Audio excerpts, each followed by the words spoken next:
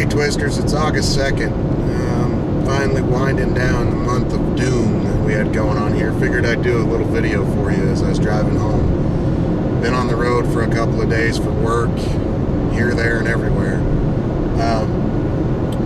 It's been interesting. Been in a lot of different situations, done a lot of different stuff.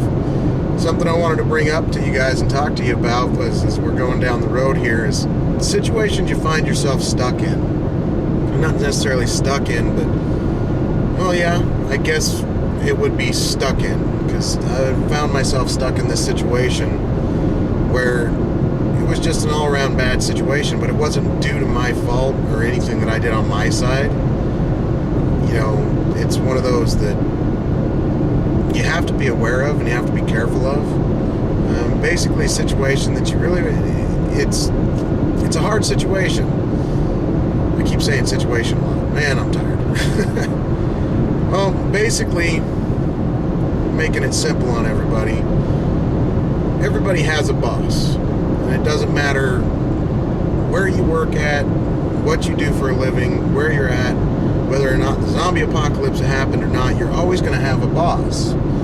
And you have to have an amount of trust with that individual. Especially in situations where you're doing stuff that could potentially be harmful.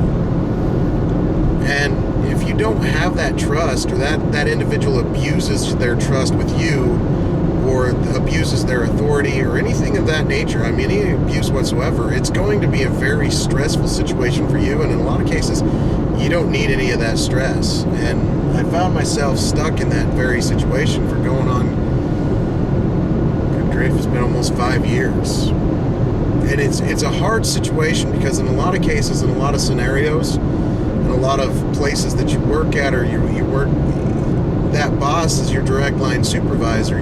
They have a responsibility to make sure that you're doing your job to the standard that they expect, but also that they're supporting you in every way, shape, and form. They're also assisting you, especially in small group operations, a lot like I'm in. I mean, there's only 2 of us, and the other guy's my boss. And it can get really tough when it comes down to when this individual just doesn't want to do any work, doesn't want to support anything of that nature. But it also, when they start getting a little, I don't know how to say it. I mean, start getting concerned about their mental stability, where they're at sitting mentally. And I'm not saying like going cuckoo for Cocoa Puffs or anything of that nature. I'm talking just out and out. It's like, hey, you know, where are you going with this conversation? Or why are we talking about this? Or, you know, how you deal with people. In my line of work, we're very customer oriented. The soldiers, the airmen, the Marines, the sailors, they're our customers, and we have a responsibility to make sure that they're getting the best overall training and customer service that we can provide. You know, we're there to serve them just like they serve us on the battlefield or wherever they're at. So when you have an individual that all they ever want to do is say no, or they don't want to be involved, or because they just don't feel like this is worth their time, then it makes a stressful situation. And then you add on top of that, you know, continuous comments and concerns about politics and anger and just all around situations. It can get extremely hazardous, and it can be a very bad situation to be in, and a very bad, you know, just all around atmosphere. And that's something you have to really consider when, you know, in a survival environment, the slightest thing is going to cause stress and wear and tear on you mentally and physically. I mean, I'm right now going on, I actually got my first real night's sleep last night. I got about 7 hours of sleep, because I've been usually going from 07 in the morning until about 1, every night for the last almost week. Before that, it was every day on the ball and then coming in. So when you're in those types of situations and you have somebody that you look to for guidance and, you know, responsibility and taking care of everything, and on theirs, it can cause stress. It can cause emotional situations. It's going to wear, and the longer you have to go at that type of tempo, the harder it's going to be. So, you know, and it's a two-sided street. As a leader, as somebody that people look to for guidance, it's the same thing. You have to be able to rely on that person that you have there with you to, you know, if you say, hey, we need to get this done, they can do it with minimal amount of guidance so that you can focus on other things. It's a very difficult situation when one side or the other of the team just doesn't pull their weight, especially if it's the leader position, especially if that person is the leader of that specific team or whatnot, because if they're not pulling their weight and they're just kind of do as I say, not as I do, you know, yeah, we're going to get this done, but screw this, I really don't want to do it, but we're going to get it done, and they're continuously negative, it's a bad situation all around. So you can't operate in that environment unless you're utterly stubborn, even somewhat kind of goofy, I guess, on my side, because I've been operating in this type of environment for so long. It doesn't make it right. I mean, nobody should ever have to do this. Nobody should have to operate this way. If you are, then you either need to look at fixing it or, you know, finding a way to make it work better. Hopefully that individual that's causing the situation will work with you on this aspect. I mean, like I said, I've been in kind of a situation like this going on 5 years, and it kind of finally come to a head, and I don't know how it's going to happen. We're going to see what's going to happen. Not sure. You know, I'm lucky in the aspect of I'm kind of so used to this environment, the stress, the continuous op tempo, that I thrive on in most cases. It's nothing new to me, but that still, it doesn't make it right. It makes it hard on everybody else around us. You know, it can really affect your home life. It can affect your day-to-day life. You'll find yourself being extremely negative at times, and you don't know why. You know, there's been cases where I've come home and found myself to be, you know, beyond grumpy, and there's really no reason why I'm grumpy at the house. It's more because of work, because of what one individual's doing at work or not doing at work. And so I throw myself harder into my work, because when I'm out training the units, I'm making a difference, and I don't have to deal with that negative attitudes and negative aspects. So it's just an all-around bad situation that it affects everything that you do, everything you are, how you operate, and it's not fun. And it can potentially get extremely dangerous. I mean, these individuals that get this way, they're it's like a roller coaster. They're at the peak for a good long while, and then all of a sudden it's down the back slope we go, and they hit the bottom, and it can go in the blink of an eye. I mean, one minute they're high up on the top of the peak, the next minute they're down at the bottom, and they're just, I used to call them negative Nancy's, but it's beyond even negative Nancy's in a lot of cases. And the slightest thing will make them angry, and you don't know where their mindset's at. And that can, in a truly dangerous survival situation, that can cause death. You know, especially if this person is your leader, especially if this person is in charge and they're making those hard decisions. They're not thinking clear. They're not working through the issues. They're letting their emotions guide them. They're letting, that roller coaster effect guide them. So yeah, one minute they're coherent and they're doing all right. The next minute they're down and they're angry as all get out, and it's just bad all around. And it gets to the point where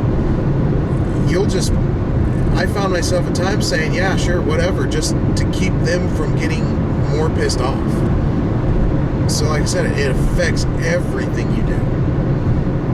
It's not fun. It's a bad situation. So anytime if you find yourself in those situations, I mean, few things you can do about it is, one, you can approach the individual. The hard thing about that is, like I said, that roller coaster effect. You have to catch them at the right time, and hopefully they stay at the top of the roller coaster long enough for you to get your concerns across, talk about it, and get them to realize what's going on. Second thing is reevaluate the situation. Maybe it's not just one-sided. You know, I've done quite a bit of evaluating on my situation, and I've come to find it kind of, and I'm not the only one. That's the thing, is there's a couple other guys that are in the same situation with me, and all of us have evaluated the situation. All of us come to find, yeah, it's not really us. It's the supervisor. So there's that situation there. You know, you reevaluate it and see what you can do to change the situation. Maybe you're doing something that's causing this issue. If it's not that, third, then you need to pull somebody else in to mediate or deal with the situation. Hopefully you get the support that you need on this. You know, a lot of times it's a really difficult situation, especially, you know, in a non-survival situation, in a work situation, especially if you're and I use the word intimate being just because it's literally, there's only 4 guys in our office, and we have to rely on each other to get all this get our work done. And when one guy's not pulling the weight and causing this situation, it dumps that much more workload on the other 3. And so it's a very intimate situation, and if you're not getting the support from higher leadership or from other, you know, your HR office or whatever the case may be, it can make it worse. And then there's there's always that aspect of fear that if I do speak out on this, but then they just say, oh, he or she isn't doing anything wrong, retaliation. And that comes back, you know, you go right back to full circle, this up and down motion of the roller coaster. These individuals that are like this have a tendency to, they get in trouble or they get spoken to and they don't like it, so they come back and they take it out on the people that are underneath them. They take it out on the people that they work for. And that just makes it worse. In today's job market, you know, you used to be able to, you know what, this sucks, I ain't dealing with this, you're not going to help me out with this, screw it, I'm gone. For me, I love my job too much to do that, 1. 2, I have a very unique skill sets that I don't think I could use in very many other situations. I wouldn't be able to find a job that allows me to use almost every skill set that I have to not only better them, but continue to use them. So you have to consider that. You have to look at that. It's an all-around bad situation. It's a hard situation to deal with. So that's just something I figured I'd share with you guys, something you guys to think on. I should be getting back to regular posts on videos here shortly. Things are kind of slowing down, calming down for me. It's been one hell of a ride, I'll let you know that. I'm not quite done yet. I've got a couple more weeks in the field here coming up as soon as I get back up to the base from driving here. I'm literally heading across the bottom part of Wyoming right now. I'll show you a little bit of the terrain here. See pretty much what it looks like. It's not too bad. I love it out here. So let's see what else we had going on here. Let me know what you guys have been up to, what you guys would like to see. I mean, I've been trying to flesh these videos out, keeping them on kind of standard format or whatnot. Occasionally I have little different things here and there. You guys like the do-it-yourself portions of it, the books, book reviews, survival tips. Let me know what you guys think. I do these videos because I enjoy them. I just like doing them, but I like giving out information. It's kind of ingrained in me now. I've been training, everything from civilians to law enforcement on up to into the military aspect and all the way down, even grade school kids. I've been asked to come in and do firearm safety for a bunch of grade school kids. So I enjoy teaching, especially what I'm good at, and this is what this is a lot of what I'm good at. So if you guys like to see some more survival videos, I'm gonna actually try to, because I'm gonna have a crap load of time to take off here, so I'm actually gonna try to do some, take you out with me on a couple bug out trips that I got planned coming up, test out some of the gear that I have that a lot of people haven't seen, because I have this tendency to use eclectic gear. I'm very simple-minded in the aspect of gear. If it's simple and it works, then I like it better than something that's fancy and works. Because for me, in everything that I've ever done, every time we get something that's complicated and fancy, has a tendency to fail when I need it the most. So I always try to keep my stuff as simple as possible. I like to follow the KISS rule. Keep it simple. I don't use this last S because nobody's ever really stupid. They're just uninformed. Gear reviews. I'll try to do some more gear reviews if you guys are interested in that kind of stuff. Let me know. Throw up a post on this video when I get it loaded up. It probably won't be till later in this weekend that I get this loaded up. Once I get home. Kids are at the county fair right now, so I'm gonna go home, try to catch their last little deal there on Saturday. You guys that's county fairs are always fun. They're interesting demographical areas to go and watch. It's one of those.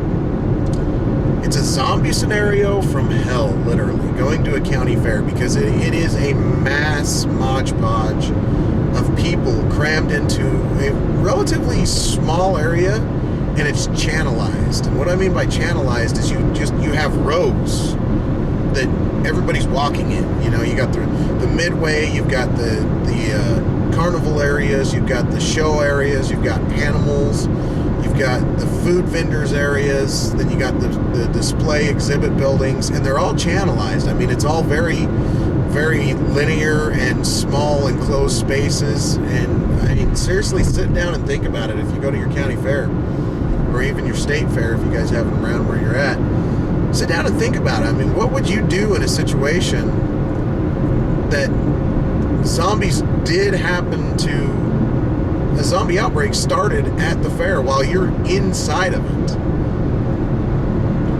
You can talk about, I'd have my weapon with me, or I'd find something and I'd just start beating heads. Yeah, that is like the most common comment that I've always heard about people when that's the first thing everybody talks about when they're dealing with a zombie apocalypse or a zombie outbreak. And in my mind, it's absolutely the wrong answer. It's utterly wrong answer, because there's no way you're going to be able to take on that many panicked people. And there's such a thing as nobody is above guilt. Nobody is above moral groundings. You could be the most evil person in the world, but there is something in there that will cause you to have moral ground issues. They'll have guilt. So in a zombie outbreak, and Brandy does a good job with those scenarios she posts up on Sunday about these, causing you kind of think about it. But in a zombie outbreak, especially in a state fair, you have every demographic. And my ears are popping, so I'm actually going up to 5,000 feet right now, I think. But in a zombie outbreak, especially in a county fair, you're not dealing with just like one type of person. You've got old, you've got young, you've got kids, you've got grandparents, you've got every demographic in the world there in one location. And for somebody to come out and say, "Oh yeah, I'll just grab the nearest shovel or the nearest weapon, and I'm just going to start bashing heads and run." Yeah, you really need to rethink that situation, because you're not. And I guarantee the first person you crack upside the head with that shovel, and then you realize, oh, that wasn't a zombie, your guilt's going to kick in. And you're going to have moral issues. And even if you do survive and get out of that situation, that is going to eat at you every day, every hour, every minute of the rest of your life. And if it doesn't, you're one cold-hearted individual, and in some ways, good on you, I guess, if you can handle that. In other ways, I don't want to be around you. Because survival is paramount, but keeping your humanity, to me, honestly, is more than just surviving. I mean, I guess in a situation like that, if it came down to it where I had a choice between surviving and losing my humanity, I don't think I'd want to survive. Because humanity, to me, encompasses everything that I am. It encompasses everything that I do. It's how I act, my moral groundings. It's what I want to pass to my children to make sure that they're doing the right thing in the right situations. And I've been in some situations where it's come down to, not too extreme on the survival aspect. There's always a way out. But it could have potentially been, do I do this or do I do this? And if I do this, is this going to affect who I am, how I am? And yeah, it does. Those situations do. And in a situation like that, where you've got a zombie outbreak and you're sitting in the middle of, like up here, the one, I stopped at one of the county fairs here when I was helping the recruiters up here. We're doing some work, and there was 8,000 people in one location. And we're talking one location like the size of a less than a football field. 8,000 people. I don't do good with crowds to begin with, but 8,000 people is insane. And to have a zombie outbreak, and Murphy's Law kicks in, and on a zombie outbreak, Murphy's Law goes from to insane to, oh my God, it's gone. That zombie is going to start in the middle of that 8,000 people, and then it's just going to spread outwards. What do you do if you're stuck in the middle of that? I'm going to grab the nearest thing and start bashing people's heads in. Yeah, okay, not going to do any good. You're stuck in the middle there. You're not going to be able to get out.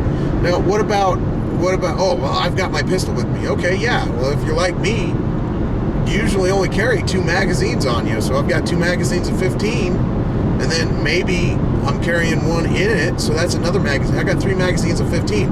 Now, here's the thing. I don't know about you. I'm not the best in the world at headshots on a moving target. I'll hit you center mass all day long. But headshots on a moving target, and especially in that chaotic of an environment, 8,000 people. I mean, think about that. And that's small in a lot of situations. I mean, you guys go to concerts or whatnot. You get anywhere from 8 to 10 to 20,000 people crammed into these coliseums and these, event centers. People screaming, yelling. I mean, just take a minute and think about that. Grabbing the nearest plunging weapon and start cracking people in the head, it's not going to do you any good. So what do you do? How do you,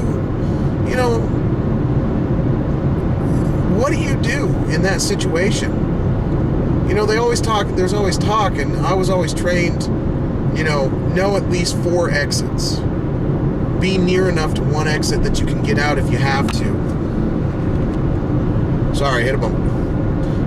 Watch the behavior of the crowd, suspicious individuals. But see, the thing is you've got to be careful, because you get too watchful, you become the watched. You get too worried about things, you have the potential of being paranoid all the time, and it sucks. I mean, I'm going to be all honest with you. It sucks at times, because, at one point in time, it was my job to be watching those crowds, watching those individuals, responding to incidents like this. Not just zombies, but, natural disasters, terrorism, terrorist acts, things of that nature. You got to think about that. You got to look at that. I mean, okay, so say you're at a concert. I just picked up Imagine Dragons' new CD. I dig Radioactive. That song just rocks. But say we got a chance to go to a concert, and there's like 20,000 people at this concert. Some cuckoo for Cocoa Puffs dude decides to walk in and sets off a bomb in the middle of this. What do you do? And then take it to one level higher. You've got your family with you. You've got your kids. You've got your wife, or you've got your husband. Now what do you do? What do you do? You have to, in those situations, grabbing the nearest bludgeon weapon and starting beating people in the head ain't going to do you any good. In a zombie situation, it's not going to do you any good. And then throw in the fact that 90% of you, I guarantee, are just like me. You want to help. You want to make sure other people are safe. You want to make sure they get out just as much as you get out. Your priority is going to be you and your family. It's guaranteed. But then you're going to turn around and you're going to run right back in there to help the next person. So when do you draw the line on that? There's all of these things that you have to consider. And to me, the zombie apocalypse is the ultimate. If you're prepared for zombies, you're prepared for anything. You hear all kinds of different groups. So let's go back to the zombie apocalypse. Let's say it happens. You're in the middle of 20,000 people. What would I do? I don't know. I can't honestly tell you that. I mean, I know what I would say would potentially do before it happens. Like I said, I'd know where exits and avenues are at. I know where I can get in and I can get out at. I know where potential safety zones would be. Biggest thing is, if it started to happen, my first priority is, if my family's with me, get them out and get them away. And then, like I said, more than likely, I'd be running right back in, trying to help others out. My priority wouldn't be on beating zombies' heads in. It would be avoidance and escape.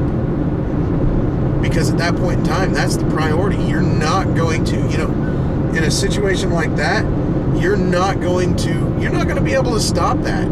20,000 people, in the way the zombie virus typically flows, that 20,000 will become 20,000 zombies in a heartbeat if you don't get out of there. It's escape and evasion. That's what it is. And I honestly think, and this is something I've been thinking about a while here,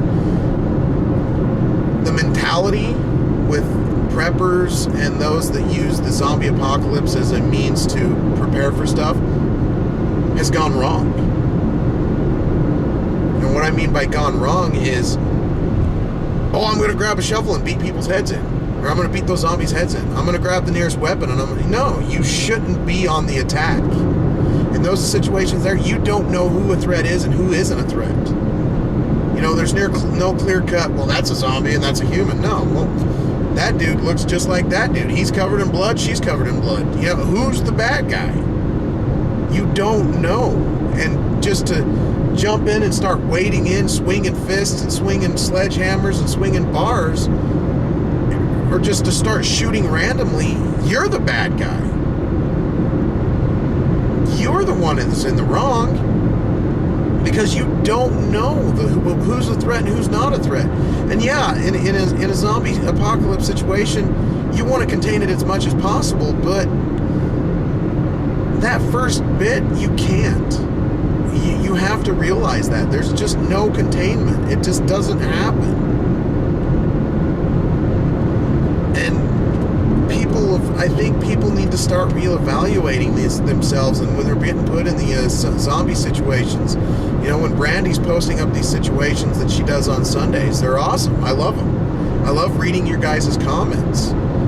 She does a great job with them, and some of you guys, you think them out really well, and then you got others of you guys that, and I think you got caught up in the zombie craze. I'm gonna kill him. You know, I was reading, I got the chance to jump on Facebook and I read the one, you're in the Ferris wheel. Brandy posted up, you're in the Ferris wheel and you're sitting at the very top. You don't hear the screams and the yelling, and the person that's with you starts having trouble. All right, so let's change this up a bit. It's not zombies. It's a viral infection, or it's a toxic gas, or it's a dirty bomb, radiation. You're not affected by it, but the person sitting beside you is. You're still going to push that person out of that Ferris wheel? That is what I'm talking about. It's not cut and dry. These scenarios, Brandy, like I said, she does an awesome job because her scenarios aren't cut and dry. Yeah, they're about the zombies, but you can't there's always this mentality of, oh, you're bit, you're done. We don't know that. There's too much we don't know. Your greatest asset is not what weapon you carry, not what, the pipe hammer that I built to be prepared, the knife that I've got, the shotgun that I have. That's not your greatest asset that you have available to you.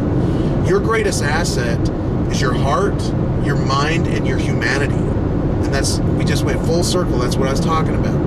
When it comes down to it, is it your humanity or your survival? You can have both. But you have to consciously make that choice. And we need to get away from this jumping, just kill it. Burn it with fire. Because that doesn't do us any good. Something to think about, Twisters. I'm going to sign off here for a bit because I'm going to hit a rest stop here in a little bit, get something to eat. Keep it twisted. Keep safe. Let me know what you think about this comments. If you like this kind of discussion, let me know what you think. What's your thoughts on what we just discussed? And until next time, stay safe, keep it twisted, and carry on.